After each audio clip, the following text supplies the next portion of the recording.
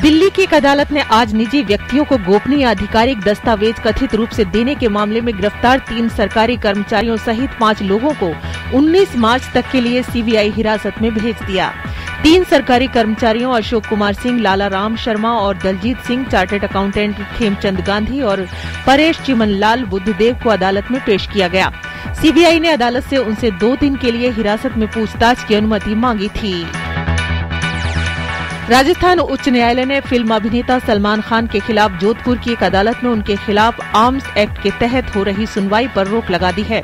इस मामले में अगली सुनवाई 23 मार्च को होगी।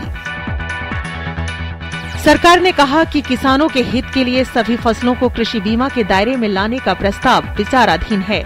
लोकसभा में पूरक प्रश्नों के जवाब में कृषि मंत्री श्री राधा मोहन सिंह ने कहा कि जल्द ही नई कृषि नीति की घोषणा की जाएगी। उन्होंने कहा कि सरकार किसानों को अधिकतम लाभ देने और उनके नुकसान की भरपाई के पक्ष में है।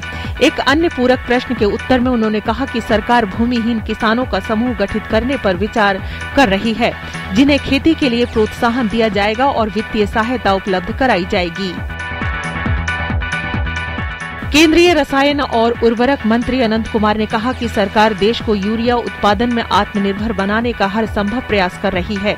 लोकसभा में पूरक प्रश्नों का जवाब देते हुए केंद्रीय मंत्री ने कहा कि देश में 2 crore 20 lakh metric ton urea का उत्पादन होता है, जबकि इसकी मांग 3 करोड़ 10 लाख मीट्रिक टन है। हरियाणा में मनोहर लाल की सरकार ने अपना पहला बजट पेश किया। राज्य के वित्त मंत्री कैप्टन अभिमन्यु ने 2015-16 के लिए 69,140.29 करोड़ रुपए का बजट पेश करते हुए 9,557.52 करोड़ रुपए का राजस्व में घाटा भी पेश किया। बजट की खास बात ये रही कि इसमें जनता पर कोई नया कर नहीं लगाया गया है। उत्तर प्रदेश के अमेठी जिले में बर्ड फ्लू के मामले सामने आने के बाद दुधवा राष्ट्रीय अभयारण्य में भी हाई अलर्ट घोषित कर दिया गया है। अभयारण्य के क्षेत्रीय उप निदेशक विनोद कृष्ण ने बताया कि दुधवा अभयारण्य या लखीमपुर खीरी जिले में बर्ड फ्लू का कोई मामला सामने नहीं आया है, लेकिन प्रवासी पक्षियों के आगमन की वजह से पूरी सतर्कता बरती जा रही है। दुधवा के कर्मचारियों को बर्ड फ्लू, उसके लक्षणों और प्रभावित पक्षियों की पहचान के बारे में जानकारी देने के लिए कार्यशालाओं का आयोजन किया जा रहा है। राज्य सरकार ने भी अपने एक बयान में बर्ड फ्लू से न घबराने की बात कही है।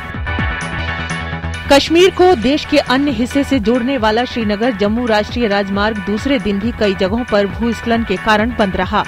300 किलोमीटर लंबे इस मार्ग को कश्मीर और जवाहर सुरंग के दूसरी तरफ बनिहाल में भारी बर्फबारी और राज्य के बाकी हिस्सों में हुई बारिश के कारण सोमवार को यातायात के लिए बंद कर दिया गया था। यातायात के साधन उपलब्ध न हो पाने के कारण राज्य के विभिन्न हिस्सों में लगभग 5,000 लोग फंसे हुए हैं। तेज बारिश और ओला पड़ने के कारण फसलों को हुए नुकसान को लेकर सांसदों ने प्रधानमंत्री और वित्त मंत्री से मुलाकात की।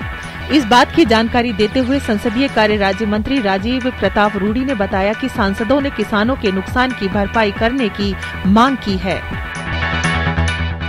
केंद्रीय सूचना और प्रसारण राज्य मंत्री राज्यवर्धन सिंह राठौर ने मुंबई में ऑल इंडिया रेडियो की विविध भारती सेवा के FM मोड का उद्घाटन किया। इस मौके पर उन्होंने कहा कि अब मुंबई के लोग बिना किसी बाधा के अपने मोबाइल और रेडियो पर सेवा का आनंद ले सकेंगे।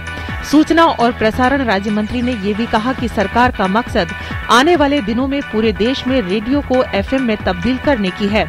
उन्होंने कहा कि प्रधानमंत्री नरेंद्र मोदी की वजह से रेडियो की लोकप्रियता लगातार बढ़ रही है।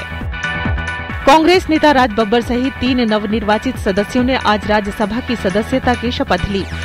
सुबह उच्च सदन की बैठक शुरू होने पर राज बब्बर के अलावा भाजपा के अमर शंकर सावले और तृणमूल कांग्रेस की डोला सेन ने सदन की सदस्यता की शपथ ली। राज बब्बर ने हिंदी में शपथ ली, वहीं सावले ने मराठी और डोला सेन ने बांग्ला में शपथ ली। शेयर बाजारों में 2 दिन से चली आ रही गिरावट का सिलसिला आज थम गया। सेंसेक्स 299 अंक के उछाल के साथ 28,736 अंक पर बंद हुआ। वहीं नेशनल स्टॉक एक्सचेंज का निफ्टी भी 90 अंक के साथ 8,723 अंक पर पहुंचा।